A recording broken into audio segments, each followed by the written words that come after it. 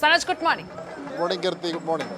സനോജ്, ഇന്ന് പേട്ടതുള്ളലൊക്കെ ആയതുകൊണ്ട് സന്നിധാനത്തേക്ക് എത്തുന്ന തീർത്ഥാടകരുടെ എണ്ണത്തിൽ നേരിയ കുറവുണ്ടെന്നാണ് ശ്യാപ്രസാദ് പറയുന്നത്. അപ്പോൾ പേട്ടതുള്ളലിന് അത്രയും അധികം തീർത്ഥാടകർ ഉണ്ടാകുമെന്ന് തന്നെ പ്രതീക്ഷിക്കാമല്ലോ. എന്താണ് അവിടുത്തെ ഒരു കാഴ്ചകളൊക്കെ?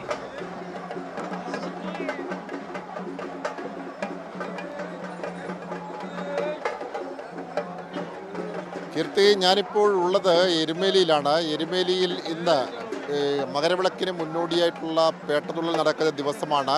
ആദ്യം അമ്പലപ്പുഴ സംഘത്തിൻ്റെ പേട്ടതുള്ളലും അതിനുശേഷം ആലങ്ങാട്ട് സംഘത്തിൻ്റെ പേട്ടതുള്ളലുമാണ് നടക്കുക. സന്നിധാനത്ത് തിരക്ക് കുറവുണ്ടെങ്കിൽ എരുമേലിയിലെ കാര്യം അങ്ങനെയല്ല. എരുമേലിയിൽ വലിയ തിരക്കാണ് അനുഭവപ്പെട്ടുകൊണ്ടിരിക്കുന്നത്. വലിയ തോതിലുള്ള തീർത്ഥാടക പ്രവാഹമാണ് എരുമേലിയിൽ. ദേശാന്തരങ്ങൾ കടന്നെത്തിയിട്ടുള്ള തീർത്ഥാടകരെ കൊണ്ട് എരുമേലിയും പരിസര പ്രദേശവും നിറഞ്ഞിരിക്കുകയാണ്.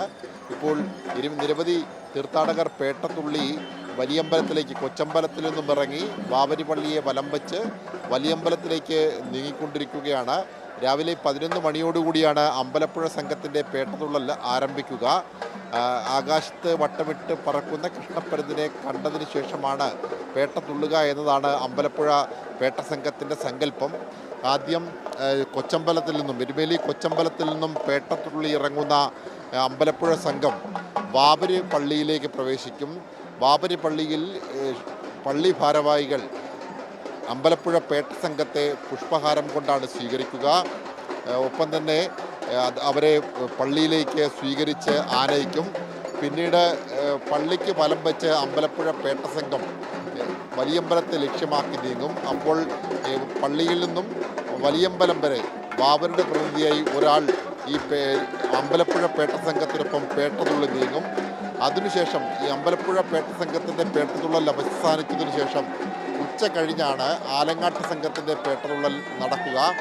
ആലങ്ങാട്ട് സംഘത്തിൻ്റെ പേട്ടതുള്ളലും അമ്പലപ്പുഴ പേട്ട സംഘത്തിൻ്റെ പേട്ടതുള്ളലും തമ്മിൽ ചെറിയൊരു വ്യത്യാസമുണ്ട്. കാരണം അമ്പലപ്പുഴ പേട്ട സംഘം ബാബരി പള്ളിയിൽ കയറിയെങ്കിൽ ആലങ്ങാട്ട് സംഘം പള്ളിയിൽ കയറാതെയാണ് കൊച്ചമ്പലത്തിൽ നിന്നും വലിയമ്പലത്തിലേക്ക് യാത്ര തിരിക്കുക. അതിൻ്റെ ഒരു വിശ്വാസപരമായ കാരണമെന്ന് പറയപ്പെടുന്നത്, അമ്പലപ്പുഴ പേട്ട സംഘത്തിനൊപ്പം ബാബരുടെ പ്രതിനിധി വലിയമ്പലത്തിലേക്ക് പോയി എന്ന വിശ്വാസത്താൽ കൊച്ചമ്പലത്തിൽ നിന്നും നേരെ വലിയമ്പലത്തിലേക്കാണ് ആലങ്ങാട്ട് സംഘം പേട്ടതുള്ളൽ നീങ്ങുക. അങ്ങനെ ഇന്ന് രാവിലെയും ഉച്ചയ്ക്ക് ശേഷവുമായിട്ടാണ് 2 സംഘങ്ങൾ പേട്ടതുള്ളുക.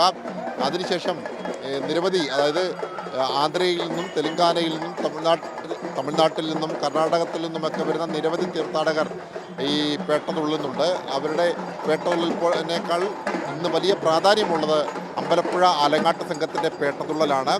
ശക്തമായ ഗതാഗത നിയന്ത്രണം, അതായത് വാഹനത്തിൻ്റെ വലിയ തോതിലുള്ള തിരക്ക് അനുഭവപ്പെടുന്നു, വലിയ തോതിലുള്ള തീർത്ഥാടക പ്രവാഹമുണ്ടാകുന്നു. അതുകൊണ്ട് തന്നെ ശക്തമായ ഗതാഗത നിയന്ത്രണം എരുമേലിയിൽ ഏർപ്പെടുത്തിയിട്ടുണ്ട്. എരുമേലി നഗരത്തിലൂടെ വാഹനങ്ങൾക്ക് കടന്നു പോകുന്നതിന്, അതായത് ഇരുവശങ്ങളിലേക്ക് കടന്നു പോകുന്നതിന് നിയന്ത്രണമുണ്ട്.